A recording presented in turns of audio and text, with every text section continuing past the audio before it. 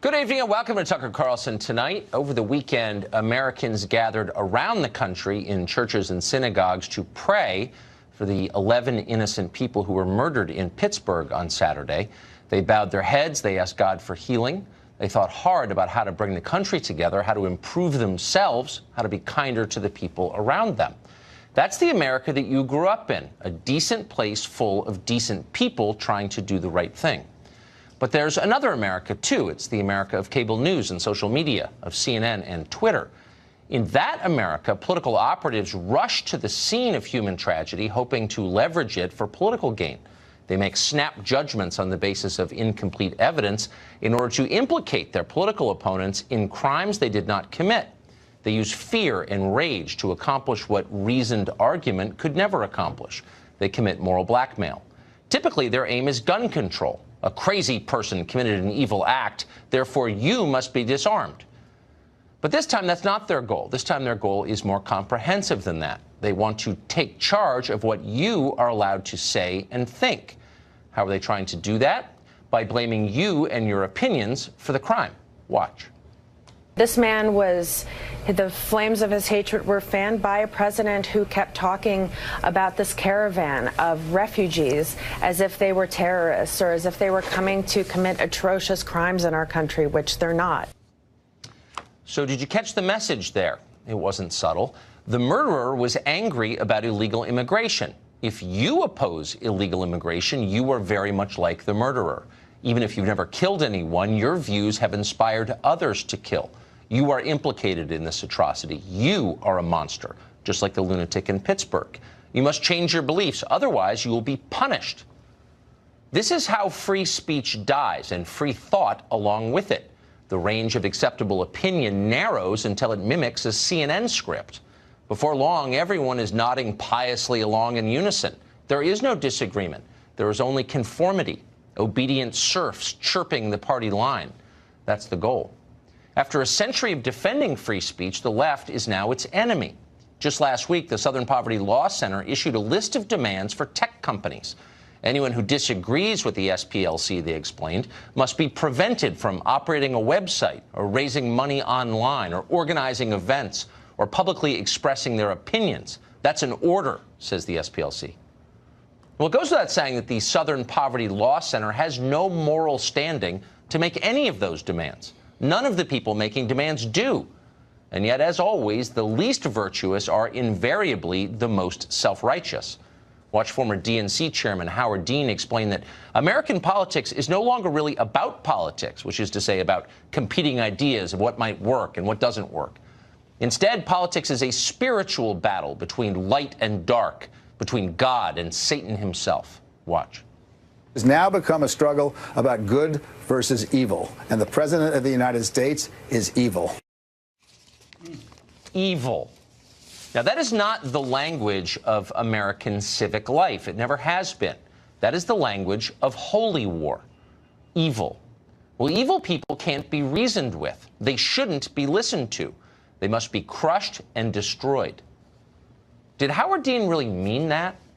Well, we're going to assume, for the sake of this country, that he did not mean that, and none of the other people talking like Howard Dean right now mean it either. We're hoping all of them have lost their senses temporarily, and at some point they're going to wake up feeling chastened and ashamed and ready to rejoin the adult conversation in progress. That's our hope. Either way, we do not plan to stop talking, no matter what they say, no matter what they demand. Every American has an absolute right to express his views, regardless of what Twitter thinks.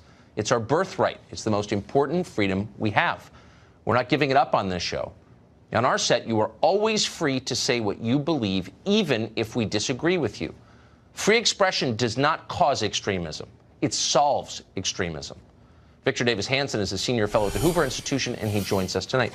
Professor Hanson, I wanted to talk to you first tonight because I think you have perspective that is lacking in this conversation. Are we overstating it? Do you think that speech is at stake in our current debate? No, I think it is in a way. I think all of us, though, want a safe space, if I could use that left-wing term, where we don't want to turn the television for NBA, NFL, or Grammys, or Tonys, or White House course and be lectured at. And we don't want to spend Thanksgiving as if it's 1861. So we want we want it to tone down, but we don't know what the rules are, Tucker, because we sort of established that James Hodgkinson, to take one example, did not shoot Steve Scalise because of what Biden and Maxine Waters or Madonna said on Inauguration Day. He was just nuts, and that might have, he had other, criteria, but it wasn't just what the opponents of Donald Trump or the conservatives said. Okay, we accept that. And then all of a sudden, with these latest two incidents with the pipe bomber, Mr. Sayak, and with the synagogue shootings, we're told that it's somehow Donald Trump, but it's not. We don't know anything about the cause and effect. We don't know whether he was too pro-Israel and therefore he brought people out of the woodwork that are angry with him, or that he was too anti-Israel and he empowered the alt-right. They can't even get it straight. So we don't get, the American people think, well, wait a minute, I don't like hate speech or tough speech, but I don't know what the rules are. They're not. It's not symmetrical. It looks like it's a left-wing electronic, reign of terror. These self-appointed Facebook Robespierre in a nanosecond can guillotine you, and people don't like that. So we're saying, what are the rules of speech? And from what you and I and others have seen of Facebook and Twitter and YouTube, the masters of the universe in Silicon lack either the intellect or the morality to tell us what is permissible speech. So we don't know who to turn to, this confusion. So maybe we just go back to the Sermon on the Mount and say to ourselves, let's treat people the way we would like to treat. And I would tell that to Hillary Clinton. Maybe when Mitt Romney lost in 2012, he didn't say, I'm not going to be civil until the next election.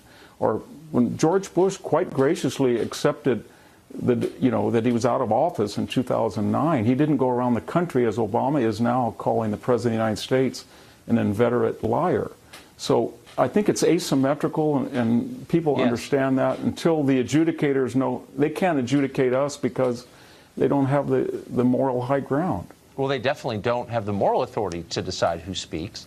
But I wonder if their assumption is right. So what they're saying is that certain ideas are so bad that they cause violence. Yeah. And I wonder if it's even possible for any society to ever squelch ideas. Doesn't that cause, and I'm not just saying this is a left-right phenomenon, it's just a human phenomenon, when you try and prevent people from having unapproved thoughts, don't you create extremism? Yeah, I think that's an age-old dilemma. It goes back to the Greeks, and we in the West have decided that we don't want the medicine to be worse than the disease, of censorship and setting up a censor board that tells us who can say what. So we err on the side of free speech, and it's especially pertinent when the people who are wanting to censor free speech right now don't want to do it symmetrically. They feel that because they're more noble, or that Donald Trump is some type of ogre, that they have deserved, because of their noble ends, any means necessary to further their moral project. And I think that's got people very, very angry and sort of alienated. Well, I mean, anytime you have what is in effect a religious conversation, a theological conversation that begins with, I'm a good person and you're not, how can you hope to make progress? How can you solve anything if one side believes itself to be saved and the other damned? Yeah, you can't, and you have to be empirical. So you have to say this particular act in this particular person's mind occurred because he heard this particular person say something, or a climate. Nobody's been able to make that cause and effect, and in the absence of that, as I said, in a nanosecond, all these half-educated people get on at some of the clips you pay, and then they say, I accuse you of all this. And everybody's afraid. I mean, you and I are one, and you especially, are 1 nanosecond away, one slipped word from being your head electronically chopped off. Yep. And that's what we don't want. Every day I think that, but I think it's important, more important than it's ever been, to tell the truth and be honest. Thank you, Professor. It's great to see you. Well, you have to speak up against it. Yeah, absolutely. Yeah, I think it's important. Thank you. Robert Woodson is the president and the founder of the Woodson Center. He's the author of The Triumphs of Joseph, and he joins us tonight. Thank you very much for coming on, Mr. Woodson. You're one of the people we go to at a time like this. The obvious question is, what do we do? I don't think either side wants to see the level of political intensity and rage that we're seeing right now. What's the answer to it? We've been here before, during the 60s, during my era, when 4 little girls were blown to death, blew up in the church, and Emmett Till was killed. Yes. And we had the bombings of Dr. King's house, almost killing his wife and his child. Even in the presence of that, what stimulated solutions were the civil rights movement engaged in debate within itself. The movement, there was a lot of debate as to what is the way forward, and it caused a fracturing in that movement, but the fracturing caused SNCC and other organizations, but each one developed an agenda to change it. We did not demonize a political party. We didn't look for villains and victims. We came together around solutions. And that is what, but it was backed by a spirited debate. Debate is missing now. The issues today is the loneliness, the feeling of the lack of content and meaning in people's lives that's leading to suicide, yes, in record number, violence, isolation. And right now, for anyone to speak up to address that problem, they're being vilified, because you either have to declare yourself as being on one side of it or the other. But the answer, though, is to give the people suffering the problem their own voice. Right now, people on the political left and right, the extremes, presume to speak for whites on the right, and others who presume to speak for minorities on the right, on the left. I believe that whites in trailer parks have more in common with black and browns who are in these toxic communities. In my organization, the Woodson Center, we have 3,000 of these groups who come together and meet, and racial antagonism is never an issue. The problem is that the groups that we represent, they are not given a voice. The others, they're represented by people who really don't represent their real interest. Yes. And these are intellectuals, elites, who are getting to denigrating the values of this country, and those values of our founders may be used as political tools by both the left and the right. But for grassroots leaders who are struggling with drug addiction, loneliness, those principles and virtues are life-enforcing. They are the ones, these values are the foundation upon which transformation and redemption. Right. So what we need is to give the people who are experiencing the problem their own voice. There's no place in this country where a low-income white, black, Hispanic can come together and say to the country, these extremes do not speak for us. Right. Woodson Center is trying to promote that and the people who claim to be our leaders weren't elected by us, and they're not our leaders. And our civil rights movement has morphed into a race grievance industry, and it's lost its moral authority. I wonder, since you were there for the civil rights movement, right in the middle of it, the last time this country felt like it was coming apart, as it does now, I wonder if that could have been peacefully resolved if social media had existed then. That's a good question, but I really think that the commitment of people there, this was a movement of inclusion, not exclusion. Right. We believed that we were holding America to live up to its promise. Right now, people are denigrating those values and saying to blacks, because of the legacy of slavery and discrimination, that America is to be ever condemned. And we reject that notion. The very fact that blacks fought in every war in this country and not one is ever convicted of treason. Yes. Because we believed. I was coming through the airport last summer, and I saw 90 veterans being wheeled in to come to a ceremony here, and I just wept. Yes. Because I thought about the sacrifice that they have made. Blacks and low-income blacks and whites in these low-income working-class neighborhoods are America's patriots. That's right. They are the ones who should be given a voice to speak for themselves and not let these extremes speak for them. I agree with that completely. Robert Woodson, thank you, as always. Thank you, for the perspective. I appreciate it. We should add that free speech is discussed at great length in a new book called Ship of Fools. You can order it now. It's online. Meanwhile, it was driven off the front page for a couple of days, but the migrant caravan is a real thing, despite what they may be telling you on television. There are actual people in it, and it raises actual questions that, as a citizen, you have a right to debate openly. And we're going to do that after the break.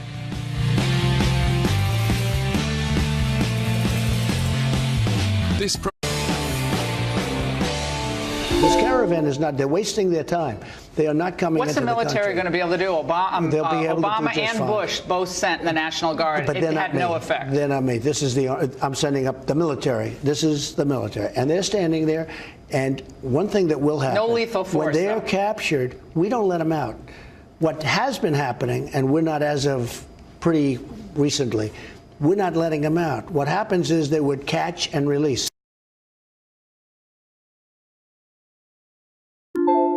response to the migrant caravan still making its way through Mexico, the president has ordered the deployment of more than 5,000 U.S. troops to assist the Border Patrol. This is deeply offensive to some people for some reason. David Tafuri is an attorney and former Obama campaign advisor. He joins us tonight. David, thanks a lot for coming on. So here's what I find sincerely confusing, and in the spirit of trying to bridge the gap and continue civil discourse, I'll just put it as honestly as I can. Why is it offensive for a country to try and maintain territorial integrity, to defend its borders? We should maintain territorial integrity. We don't have to let anyone into our border who doesn't comply with the law.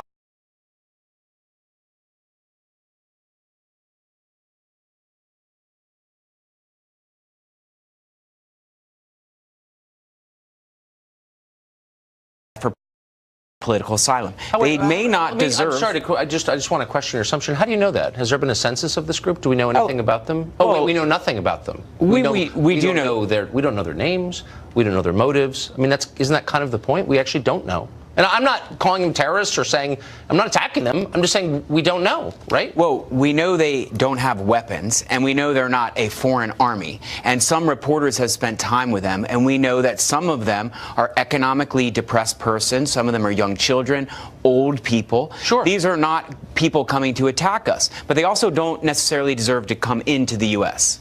So let's say you had, and I know we're very concerned about foreign entities affecting our life in this country. We're very concerned about Russia, right? What if you had 22 million foreign nationals living using fake documents within your own borders? What would you call that? 22 million. All of them, again, using fake federal documents here illegally. Why would that not be an invasion? What would that be? It's not an invasion. It's 22 million? We have illegal aliens here, people who are here unlawfully, and we need to do something about that. But if you had 22 million foreign nationals living in your country under false pretenses, subverting federal documents, wouldn't you be completely freaked out about that? Let's say they were Russians. They're all from Belarus. There aren't even 22 million Belarusians, I don't think. But if there were, you would be hair on fire upset, wouldn't you? I would be hair on fire upset if they were doing things to compromise U.S. security, if they were doing things to compromise our foreign policy or to compromise our Constitution, compromise rule of law. But many of these 22 million are actually gainfully employed. They have families. Well, most are. They're in school. No, but most are decent people. I mean, look, I'm not attacking them. I never attack them. I think they mostly come here because it's a great country. I get it. But isn't the lesson of 9/11 that you want to know who's in your country? Yes. We have a Real ID Act in response to 9/11 that says that federal documents cannot be forged. You can't use fake ones. If I try that in an airport, I go to jail. We've got 22 million people doing it every single day. And that's not a security concern because what? Because they vote Democratic? Sincerely. No, that is a concern. And that's why we need an immigration law that deals with these people orderly. Some of them need to be sent back to their country. Some of them need to be processed so they become legal. That's what Congress is supposed to sort out, and it has not sorted out. If I go down to my bank and try to open an account using fake federal documents, well, the response from the cops being like, we need a comprehensive approach to this. It's cool that you did it. I get it. You've got a family. You're just trying to open a fake bank account because, you're probably a good person. We need a broad comprehensive. No, they say, no, felony, jail. Exactly. And so why are we allowing 22 million people to do that and I can't do it? In other words, why are we giving the benefit of the doubt to 22 million foreign nationals but not to American citizens? And the reason, of course, is because the Democratic Party is hoping that they'll be Democratic voters. Tucker, you can't put this all on the Democratic Party. Well, what's the Both the Democratic Party and the Republican Party together have utterly failed to pass an immigration law that would deal with this problem that you're rightly concerned about. Let me just stand corrected. Actually, you're saying something that's basically true. The Democrats are hoping to make them all voters, but the Republican Party, which just watched Trump get elected on the promise of building a wall and then didn't, deserves a lot of blame. I actually agree with you, so I'm sorry that I didn't mean to sound partisan. You're right. They're both responsible. But so given that fact, which is like a complete disaster and makes a mockery of our laws, the rule of law itself, why shouldn't we be pretty concerned about thousands of unknown people demanding entry? Would they just turn down residency in Mexico because they said, we have a right to come to America. Why shouldn't that bother us? None of them said they have a right to come to America. Yes, they did. They want to come to America. No, they think they have. And by the way, they are coming to America. They have announced their presence. We all know they're coming. They're going to come to a border. They're going to try to apply for political asylum. Many of them will be denied and should be denied. But why would what they are not doing, what they are not, it's important to note, though, what they are not doing is what you're complaining these 22 million people did, which is came here illegally across the border without people knowing. No. This group is actually going to come here, announce their arrival, and apply for political asylum. Yes, a lot of our aliens without documents, undocumented, whatever, illegal aliens in this country came here legally as and became refugees and never went to court because they're released into the interior of the country, and 90% of them stay here, as you know. So this is exactly how people got here in many cases. But I guess the point is, if they want to apply for asylum, why didn't they do it in Tegucigalpa? I mean, why should we take seriously a claim of asylum if you don't go to the embassy? I have an easy answer for that. You can't apply for political asylum in the country you're from. You have to leave your country in order to apply for political asylum. But That's why a basic you apply aspect to come of here political legally? asylum. There's not a war going on in Honduras. It's just a poor country. It's mismanaged. I get it. I feel bad. But these are illegitimate claims by their nature. Apply legally like everybody else. Right. They have to go to a foreign country to apply. So the better argument that you could make is, why aren't they applying in Mexico rather than the U.S.? Applying to come here legally like everybody else at the embassy in Tegucigalpa, I think we can both agree the reason they're not doing that is because they know they will be denied. Exactly. Then why should they take you seriously but if you're trying to the most subvert my important laws point, the first Tucker, day? Is that all of these remedies that we're looking at now are Band-Aids. What we really have to do is help countries like Honduras fix the problem, fix their rule of law problems, fix their security problems so they don't come here. That's in their interest and our interest. And it takes leadership that neither Democrats nor Republicans have showed so far. 50,000 people died last year of drug ODs. There are hundreds of thousands of people, Americans, sleeping on the street tonight in this country and relieving themselves in the sidewalk. I think our first obligation is to them. I really do. I really believe that. No one else seems to think that. I think that. I agree with you. Okay. Then maybe way down the list would be the people of Honduras. Because they're not Americans. But you're sitting here talking about how worried you are that thousands of Hondurans might come here to the U.S. What I'm saying is we can solve that problem if we help Honduras improve the economy, improve security, so people don't want to leave. Okay, that's the solution. Our job is to watch over Americans. And it's more than it's not our job. It's in our interest. Yeah, but you know what? It's super complicated. No one knows how to do it. We've been trying for a long time to make those countries better. It hasn't worked. I believe America's faced tougher problems, and we've overcome them. I don't think we've overcome any of those problems, actually. Beating a foreign army is a lot easier than look at the Marshall Plan after World War II. Okay. We helped fix Germany's not Honduras. But before we're out of time. They're telling me. I'm sorry. I appreciate your coming on. Thanks, Tucker. Midterm elections a week from now. Every day brings huge changes to the campaign landscape. Where are we as of tonight? We have a snapshot, the most recent polling numbers for you when we come back.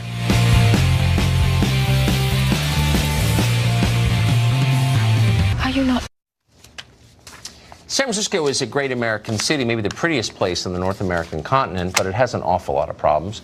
Housing is ruinously expensive. Needles litter the streets. The whole town increasingly smells like human waste. Go there if you don't believe it.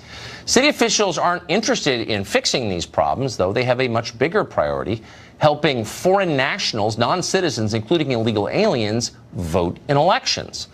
The city, believe it or not, spent $310,000 this year trying to sign up non-citizens to vote. Officially, this was just for the school board election, though obviously it won't stop there. After months of trying this, the campaign has managed to drum up a total of, brace yourself, 49 votes.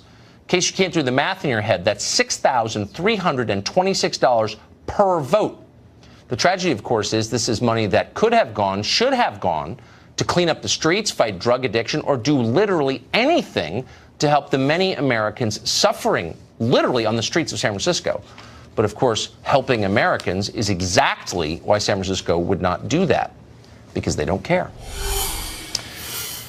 A week from the election, both parties doing everything they can to turn out every vote possible. Races across the country going down to the wire. Where are we in the midterm elections? For that question, we go to Independent Women's Voice senior fellow Lisa Booth. So, Hi, Tucker. Lisa, without pinning you down in a way that's going to embarrass you on YouTube Yeah, 8 days from now, where do you think we are? I think I do a good enough job on my own for that. I do, too.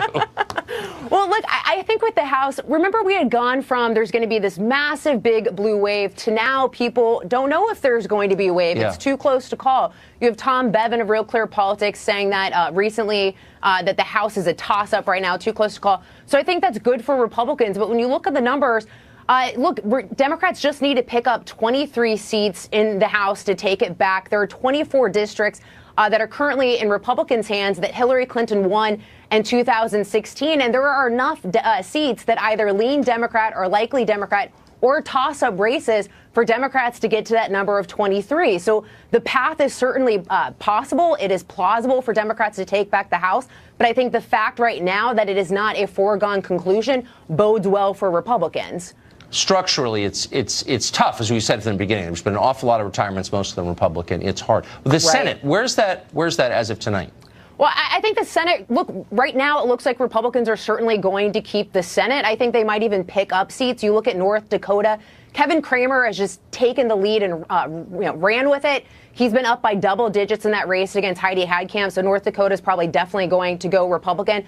I also think Missouri and Indiana look like potential pickup opportunities for Republicans. You want to talk about the Kavanaugh effect? That is real in the state of Missouri. Josh Hawley, his first campaign ad that he ran was about the Supreme Court. He ran another ad after the confirmation hearings about the circus and attacking Claire McCaskill for her vote being against the president as well. So I think that plays out there. And you look at places like Arizona and Nevada where Democrats are hoping for pickup opportunities. Those races have been in the margin of error, but Heller has been up in some of these polls. So I actually think Republicans will retain Arizona and Nevada. That would be a huge win. But I don't want to embarrass myself. Okay, we're saving the tape. Lisa Booth, thank you for the update. Thank we'll you, see Tucker. Again. Well, thanks to the tech industry, children today, your children probably, are being exposed to tablets and smartphones before they're even potty trained. Is it good for them? Well, the people who make the technology know it's terrible for them. And that's why they protect their own children from the products they make. We've got details on that next.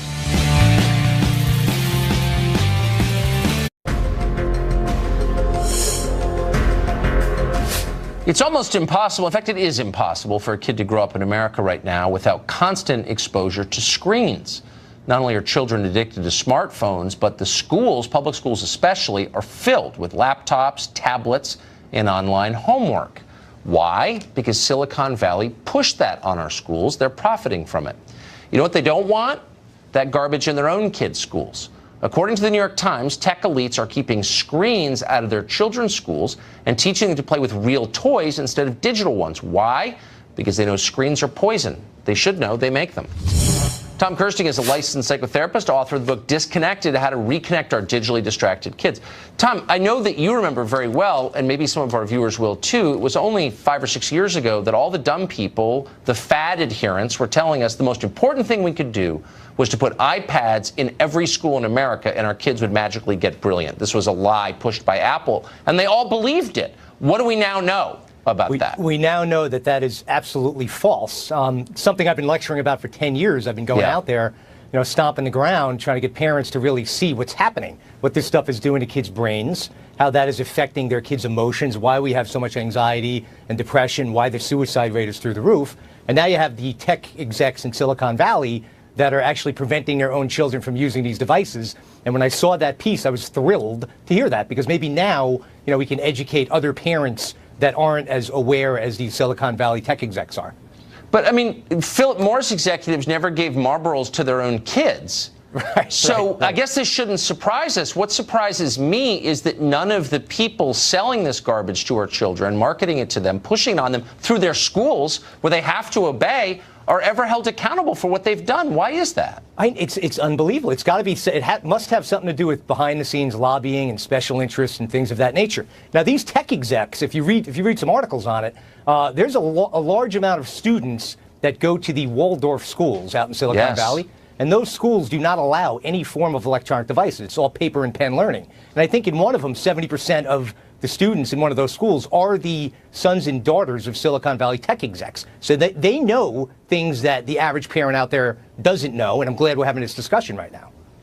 But they sell the products anyway. They sell and them they anyway. don't alert the rest of us. And school district after bovine school district continues to believe that technology is the key to education, and they never warn anybody about the threat that they clearly perceive. Right. And I work at a school during the day for 22 years, in addition to being a psychotherapist. And the biggest thing that we're trying to get a handle on is the mental and emotional well-being of our children. So 23 years ago, it was really more about education. You'd have a school counselor that would help kids with their schedules.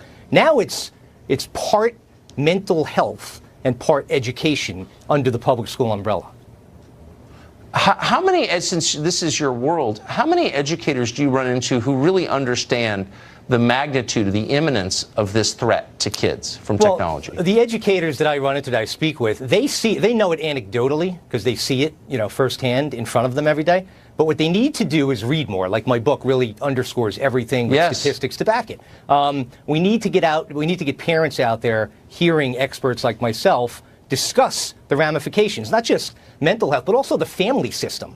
When you look at families nowadays, it's sort of, I liken it like this. An average family of 4 is really more like 4 individuals living a solitary life under the same roof staring at a screen. Exactly. But by the way, people can't read anymore because their brains have been trained to read 50 words at a time by the iPhone. Their brains have been destroyed. All of ours have been.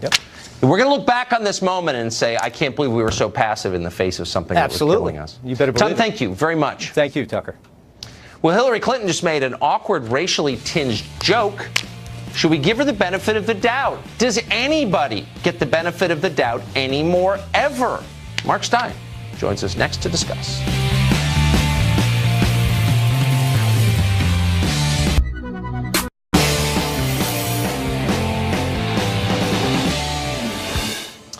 We've got some new video for you. This is Hillary Clinton sitting with one of the least impressive people in American media, Kara Swisher, at a Q&A in New York last Friday. Watch this. Clinton makes a small, racially tinged joke, for real. What do you think of Cory Booker's, and you didn't comment on him, and you feel free? Oh, I adore him. What do you think about him saying kicked him in the shins, essentially? Start to get to that kind of political. Well, that was Eric Holder. Yeah, Eric Holder, yeah. I'm sorry. Yeah, I know they all look alike.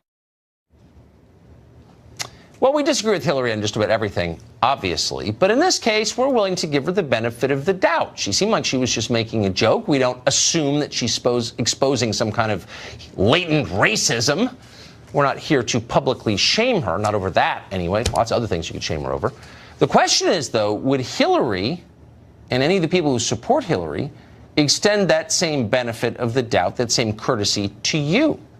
Author and columnist Mark Stein has some ideas on that question, and he joins us tonight. Mark, do you think if you said something like that, Hillary Clinton would say, Mark Stein, I don't know his heart, I'm willing to judge him on the case he makes, I'm going to let, he's probably just kidding. Do you think she'd say that? No, and she wouldn't say it about if you had made that remark either. Nevertheless, I'm inclined to agree with you that there are 40,000 reasons to hound Hillary Clinton out of public life. Yeah. But this isn't one of them. And I go back to what Victor Davis Hanson said at the top of the show when he used that line, the cure is worse than the disease. The cure is worse than the disease, Head. A society that destroys people over one remark like this is actually a very ugly and evil society, whatever wrongs it might think it's trying to right. Hillary here, by the way, I'll say something else too. Hillary is not the most sophisticated kind of communicator. No. Here, she is someone who can tell Cory Booker from Eric Holder. One's got a mustache, one has no hair. It's not difficult. So she's not actually using the line that all black people look alike to her. She's actually ironically teasing about an old cliche that she is not using for real. And actually, that kind of ironic sense has all but been obliterated from public life now, where if you say something that is sly and ironic like that, you're assumed to mean it for real, and you have to be hounded from public life. And what I guess gets me is, look, as someone who said a lot of dumb things, and I'm sure will in the future, I hope that I always have a chance to explain what I meant. And it seems that nobody has the right to have an apology taken seriously or an explanation considered seriously. It's, we caught you, it's over. I don't know who makes these rules. Well, one of the consequences of that is that everybody then winds up going around tiptoeing on eggshells, right? And you can never tiptoe enough. Steve Martin made a lasagna joke. He tweets 1,000 times, and he thinks, oh, this tweet's a bit edgy, this one's a bit provocative. He had no idea the lasagna joke was going to have people urging him on Twitter to just go and kill himself, or to finish him, or to obliterate his career. And we can't have that. At a certain point, we have to let Hillary survive her, or they all look alike joke, because the price of living in a world where one little remark absolutely destroys you. The cure is worse than the disease. I know. And I wonder if all these people encouraging the mob on these cable channels ever think about the country they're creating. Right. All right, take a look very quickly at this horrifying image. This is CNN's Lester Holt, of course, of NBC, dressed up as Susan Boyle, the singer. He has changed his appearance in a way that is now very controversial. He wore that costume for a Halloween episode of The Today Show. Megyn Kelly, of course, was just fired for suggesting that it wasn't always bad to dress up as a member of an opposite race. Look, I want to be clear. I'm not drawing, I don't think there's an equivalence between the two. There's a long history of one and not of the other. But I also wonder, I don't think there are like 5 people in America who'd be deeply offended by what Lester Holt did. I'm not offended by it. Maybe, though, if you dress like that, you should be slightly less self-righteous in the face of other people's transgressions. I guess that's the point I would make.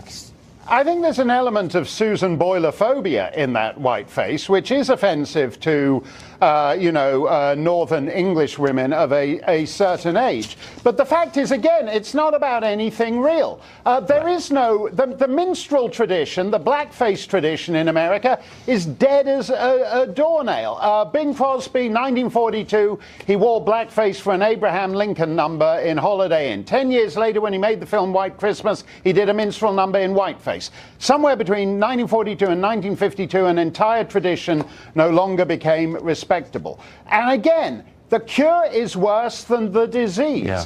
I was down in Australia when I believe a Kanye West fan, she went to a party. He was her favorite celebrity, so she went to a party dressed as Kanye West.